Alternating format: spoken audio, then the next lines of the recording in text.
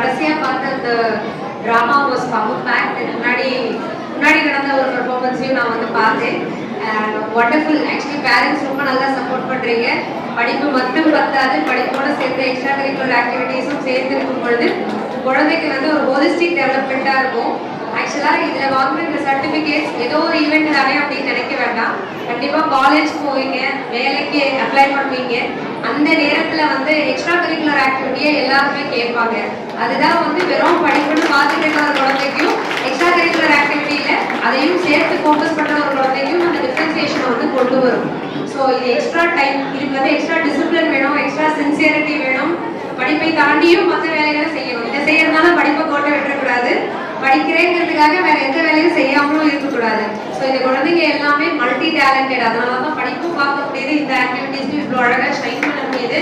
Don't worry, எந்த price வாங்குறீங்க வரியே பண்ணாதீங்க. நீங்க எல்லாருமே வின்னர்ஸ். ஓகே, நீங்க எல்லாருமே சாம்பியன். நீங்க எல்லாருமே இளந்தலைகளோட கியூட்டான தலைகள். நீங்க மேலும் மேலும் வளரணும், ரொம்ப நல்ல பதவிகளுக்கு போகணும் அப்படின்னு நாட்டு நிர்வாகம் சார்பாக நான் கேட்டுக்கிறேன்.